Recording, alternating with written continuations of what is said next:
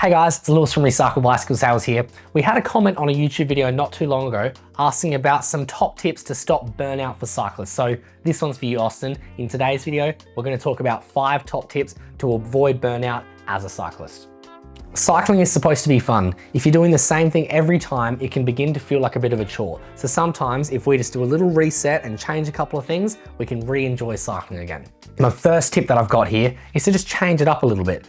And by that, I mean change up perhaps the route that you're riding. I know that for me, on Sunday morning, I always do the exact same route. I turn right at the exact same intersection and I turn left at the exact same intersection every single time. If I did that exact same loop in reverse, all of a sudden I'm turning a different way, I'm looking at different scenery, I'm perhaps coming into a roundabout on a different way than I normally would, so everything feels a little bit different. That can make it a little bit more enjoyable. Another thing you could do to just change it up a bit could be changing the genre. Maybe you're always riding a road bike and your mountain bike's collecting dust in the shed. That might be a pretty good opportunity to pull the mountain bike out and go for a lap and see if you can still do a wheelie or something like that. You might not have ridden a bunch of the tracks up in the mountain bike hills for the last couple of years, and there might be new jumps there, or maybe the tracks are a bit cleaner, or maybe you might meet some new faces up there as well. I recommend trying a new genre if you find that cycling is getting boring. That's one of the cool things about cycling, is that every different genre has a different reason for it being fun. Riding your road bike might be fun because you can go really fast down next to some cars, but riding your mountain bike might be fun because you're getting the adrenaline rush of coming close to a tree and tucking your elbow in and just getting past it. You can do track cycling where it's just full power, just fast as you can go. There's so many different genres of cycling. Maybe you've got a buddy that has a mountain bike and you have a road bike, and you say to them, hey man, could we swap bikes for a week so I can try mountain biking? Maybe. I'm not sure how nice your friends are to you, but if one of my friends asked if they could use one of my bikes, I'd say yes. You could even consider looking at hiring a bike, whether it's hiring an electric mountain bike perhaps because you've never tried an e-bike. That might be one thing. Or perhaps even just doing a test ride on a different bike. I know a lot of different bike shops will let you test ride a bike before you buy it. That could be a good excuse to try a new type of bike. Another thing you could do is just to simply take some time off the bike. Maybe you've been doing so much riding lately that now it's becoming a little bit boring. Maybe that's a pretty good time to just put a pause for a minute, go and try a different hobby, maybe try and learn drums or learn guitar or something like that, and then come back to cycling with a rejuvenated mind and a rejuvenated body. And maybe just spending some time off the bike will help you realize how much you miss it. If you've ever come back from an injury, perhaps you had a crash and broken arm or something like that, and you were told, the doctor said, you're not allowed to ride a bike for 6 to 8 weeks.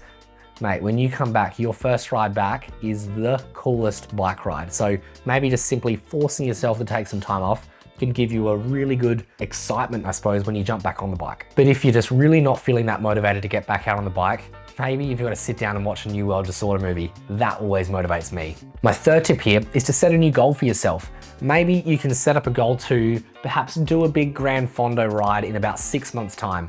I reckon 6 months' time is a long enough time to really put in some proper training leading up to it, because you don't just simply wake up and do a Gran Fondo. You do have to put a little bit of training and preparation into it before you do it. And that will help keep you motivated because you've got an end goal and it's something that you can work towards. And a top tip that I've got is if you want to make that goal a little bit more exciting and perhaps put some stakes on it, you could do it with a buddy. You could say to your buddy, hey mate, let's both sign up for this Gran Fondo.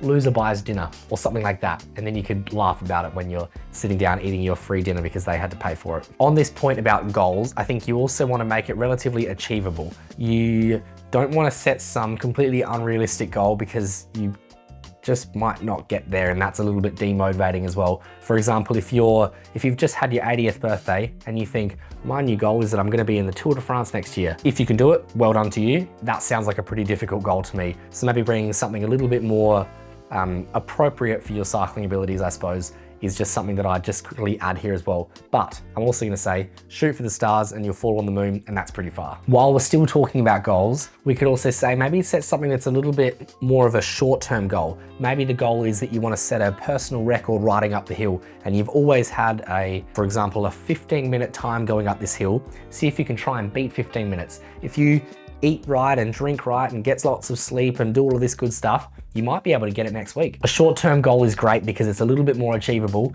and it might help keep you happy on the bike. Cycling can be a lot more fun if you're riding with people. So perhaps if you find yourself always riding alone, maybe invite a buddy out for a ride and see if they want to come for a bike ride. Or even if you're always riding with the same group, maybe you could try and meet a new group, meet some new faces, have new conversations, do a new route that they do as well, check out new cafes, you might see some cool new bikes that you're riding around with. All this stuff can make it a little bit more fun. I think riding with people is more fun than riding by yourself. Sometimes doing your own bike ride is fun, but if you're always riding by yourself, it's definitely a lot of fun riding with people. If you don't know who to ride with, a couple of different things you could do. You could maybe check out the local Facebook groups. There's probably plenty of groups in your local area that do some rides. Or if you're a local here in Adelaide and you know where Recycle Bicycle Sales is, every Sunday morning we do a shop ride out the front here on 8 o'clock on Sunday mornings. We do a nice little beach loop and then I buy everybody coffee at our new cafe right next door, Recycle Bicycle and Coffee. This is a really good excuse to help meet some new faces. Whether you've been into the shop or not, we're all friends here. Cycling's all about the more the merrier, and that's exactly what we're trying to build here. The fifth thing I want to say here is don't be too hard on yourself. Cycling is supposed to be fun. It's not a job. You're not being paid to ride your bike. So if you're standing in the shed and you're looking outside and it's raining, don't feel like you have to go on a bike ride. Don't be too hard on yourself. You're allowed to take days off. If you're feeling tired one day, you're allowed to take a day off. If your knee is feeling sore, you're allowed to take a day off. If the weather's horrible, you're allowed to take a day off. Don't be too hard on yourself. Or you could be a little bit like me. I'm a fair weather rider. If I'm looking outside and the clouds are anything other than perfectly white, I'm not keen on going for a bike ride. I know that makes me sound like such a princess, but I've got pretty pink handlebar tape and I don't want it to get dirty. And also I don't trust the cars in the rain. I hardly trust them in the dry. So I'm a fair weather rider. I'm not being paid to ride my bike. So I only ride when the weather looks awesome and if I know that there's a coffee shop waiting for me at the end. Otherwise, what's the point in going for a bike ride if there's no coffee at the end? Also, if you're perhaps overtraining and you've set this completely humongous, unrealistic goal, cycling can begin to feel a little bit like a chore. You're waking up in the morning and, oh, I have to do 100 Ks this morning instead of, oh yeah, I get to go for a bike ride. So overtraining can be another little thing that I might just quickly mention here. If you're overtraining and sacrificing other things like sleep or eating right or even just drinking enough water, then that could be a bad thing. Pro tip here, you've got to sleep, eat, and drink right. If your cycling is getting in the way of any of those three things, that could actually be a bit of a negative. If you have to wake up at 4 o'clock every single morning, but you're not able to get to bed until midnight, then that is probably not quite enough sleep for your body, regardless of just cycling, just in general, your whole sort of life. Work gets hard and everything. So making sure that you're sleeping, eating, and drinking right. You also don't want to ride if you're injured. If you're doing heaps of riding and maybe you spent all weekend out in the sun and now you're dealing with some sunburn, and then Monday morning comes around and your training schedule says that you have to go for a big bike ride today, but you've already got sunburn all over you, that might not be the right time to go for a bike ride. I would call that overtraining. So it might be good just to take a bit of time off the bike and let your body recover. And final little one that I'm just going to add in here as well is change something on your bike. Maybe you've always got black handlebar tape. Maybe you want it to go to a pretty pink color so you've got something different to look at. Or maybe the Garmin, the GPS that you use, you might want to maybe try a different one, try out a Wahoo or something like that. Now it's got different buttons, or changing the tires, or trying a different saddle and seeing if it's more comfortable. All I'm saying here is change something on your bike and then it feels like a whole new toy again. And it could make you super excited to go for a ride at any chance that you've got. And tied in with this, if your bike hasn't been serviced in a while, it might appreciate a birthday at the local bike shop. It'll make it feel just as it did the first day you bought it. Thanks for watching, everybody. If you reckon there's anything that you've done that's helped you avoid burnout in cycling, let us know in the comments below. I'd love to hear everything that you've got to say as well. Otherwise, I'm gonna say thanks for watching and we'll see you in the next video. See you guys.